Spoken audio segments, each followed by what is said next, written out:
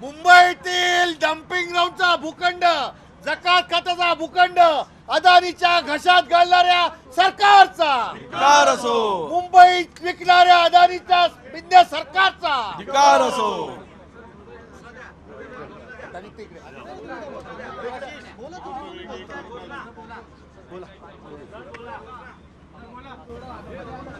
या मुंबईसाठी अनेक हुतात्म्यांनी आपलं बलिदान दिलं आणि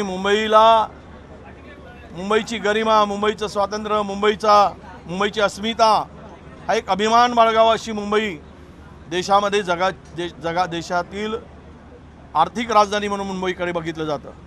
मुंबईच्या जमिनी गगनाला भिडल्या असताना मिंदे सरकारने या जमिनी सरसकट अदानीच्या घशात घालण्याचा सपाटा सुरू केला आहे. आत्तापर्यंत यांनी किमान 2 लाख कोटी रुपयाच्या जमिनी अदानींच्या खिशात घालण्यासाठी पाऊल उचललेत. अनेकांचे JR निघाले.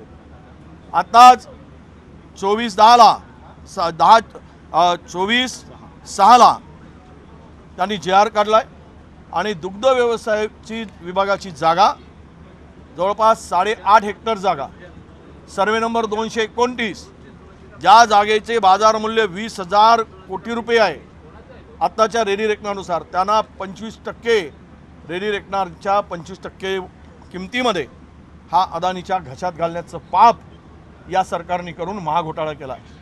याबरोबरच अद्यापही आपल्याला अंधेरी प्रकल्पाच्या संदर्भात, पुनर्विकास प्रकल्पाच्या संदर्भात कुठलेही पात्र अपात्र ठरले झाले नाहीत, म्हणजे यादी फायनल झालेली नाही, त्याचा कुठला करार झाला नसताना त्याची 550 एकर जागा त्यांनी अदानीच्या घशात घातली.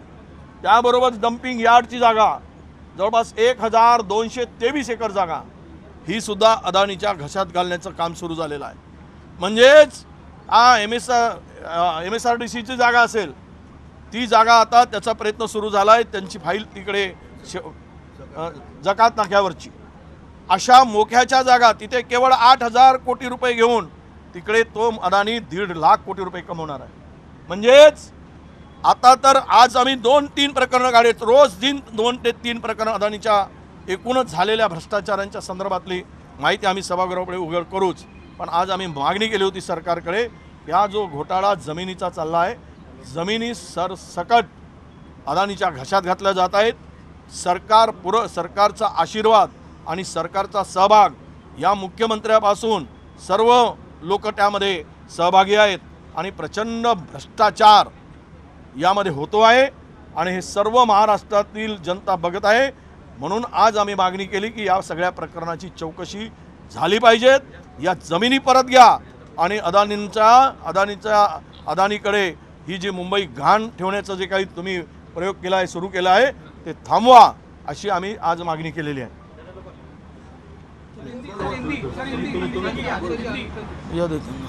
आपण सर्वांनी पाहिलं असेल, विरोधी पक्ष म्हणून आम्ही हा सगळा आवाज उठवत आहोत.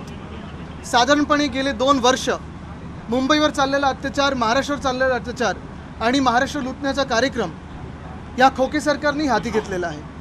मुंबईमध्ये धारावी रिडेव्हलपमेंट जो प्रोजेक्ट आहे, धारावीचा पुनर्विकास करणं, कोणाला ह्याचा विरोध नाही आहे. आम्हाला देखील वाटतं, आम्हाला सर्वांना वाटतं की धारावीचा पुनर्विकास व्हावा, तिकडच्या लोकांना आपल्या हक्काची घरं आणि चांगली घरं व्हावीत.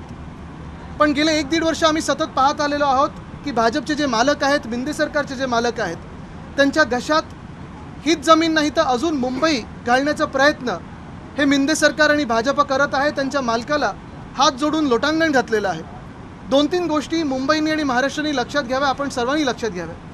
पहिली गोष्ट म्हणजे हा जसं टेंडर बनवलं गेलं आहे किंवा ह्याच्यात सगळे जे काही अटी शर्ती टाकलेले आहेत किंबहुना सवलती दिलेल्या आहेत, त्याच्यात पहिली गोष्ट म्हणजे मुंबईत कोणालाही TDR जर विकत घ्यायचं असेल तर पहिला 40% TDR हा अदानी समूहाकडूनच घ्यायला लागेल. म्हणजे मुंबईचे पैसे, मुंबईच्या महानगरपालिकेला मिळणारे पैसे किंवा हाऊसिंग डिपार्टमेंटला मिळणारे पैसे, सरकारला मिळणारे पैसे हे सगळे जाणार अदानी समूहाला. बघा, कुठच्याही उद्योगपतीला आमचा विरोध नाही, कोणी काही चांगलं करत असेल आम्ही विरोध करणार नाही. पण आज ईस्ट इंडिया कंपनीपेक्षा भयानक प्रकार हा मुंबईत आणि महाराष्ट्रात सुरू केलेला आहे. इंडेक्सेशन काढून टाकलेलं आहे. जर तसं पाहिलं गेलं तर आज मुंबईमध्ये टाउन प्लॅनिंग अथॉरिटी 4 की 5 आहेत, आमचं स्वप्न होतं आणि आम्ही आमचं सरकार आल्यानंतर मुंबई महानगरपालिकेलाच टाउन प्लॅनिंग अथॉरिटी करू.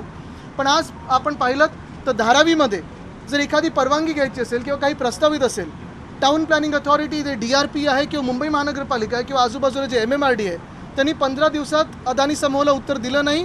तर जसे अदानी समूह म्हणेल, अदानी म्हणतील तेच खरं ठरेल आणि तसंच केलं जाईल. हा नवीन कायदा आपल्या राज्यात कशासाठी आलेला आहे, देशात कशासाठी आलेला आहे, काय नक्की आपण पुनर्विकास करतोय का, चंद्राचा आपण काही वेगळं काही करतोय का? पुनर्विकास प्रकल्प मुंबईभरात आणि देशभरात अनेक सुरू आहेत, पण कोणालाही अशा सवलती मिळाल्या नाहीत. आणि हेच जर कमी पडत असेल तर आपल्याला आठवत असेल लोकसभेची जेव्हा निवडणूक होती तेव्हा मिहीर खोटेच्या जे खोटं बोलत असतात सतत, तेच म्हणत होते की आम्ही हा GR रद्द करून घेऊ. निवडणुकीच्या आधी स्थानिकांनी आंदोलन केलं होतं. हा विषय नाही आहे की कुर्लामध्ये राहतात त्यांना धारावीचा विरोध आहे किंवा धारावीच्या पुनर्विकासाला विरोध आहे.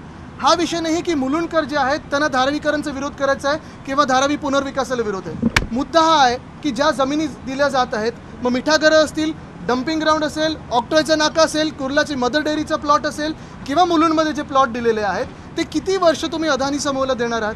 जसं आता आपण पाहत असाल वरळी BDDमध्ये जिथे मोकळी मैदानं होती तिथे नवीन इमारती बांधल्या जात आहेत आणि मग जी जुनी इमारत आहे तिथे पाडून मोकळं मैदान होईल.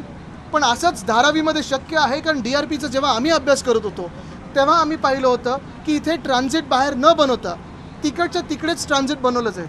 बरं, भीती ही देखील आहे, आम्ही शिवसेना उद्धव बाळासाहेब ठाकरे पक्ष असेल, काँग्रेस पक्ष असेल, राष्ट्रवादी काँग्रेस, शरदचंद्र पवार साहेबांचा पक्ष असेल, ह्या सगळ्यांनीच आणि वर्षाताई असतील किंवा अनिल देसाई साहेब असतील, आम्ही सगळ्यांनी हा विषय घेतलेला आहे की आज पण भीती आहे की जवळपास 1 लाख परिवारांना धारावीमध्ये अपात्र ठरवलं जाईल. मग नक्की हा विकास कोणाचा होतोय? हा विकास अदानी समूहाचा होतोय की हा विकास धारावीचा होतोय? हे आपण लक्षात घेणं गरजेचं आहे. आणि म्हणून आमची मागणी हीच आहे की GR रद्द करावे आणि मुंबईच्या हिताचे GR आणावे. गुजरातचं जे आक्रमण आहे महाराष्ट्रावर, जे सगळी लूट चाललेली आहे, मुंबईत तोडू नाही शकत म्हणून अदानी समूहाच्या घशात घालायची हे आम्ही कदापि मान्य करणार नाही. आणि आमचं सरकार येणारच आहे 3 महिन्यात आल्यानंतर हा विकास तर आम्ही करूच, पण कोणाचाही उलटसुलट फायदा न करू देता मुंबईचा आणि महाराष्ट्राचा विकास कसा होईल, धारावीचा विकास कसा होईल त्याच्यावर लक्ष केंद्रित करून आम्ही विकास करू. भारतीय क्रिकेट संघ मुंबईमध्ये दाखल होते, त्यांच्या स्वागताला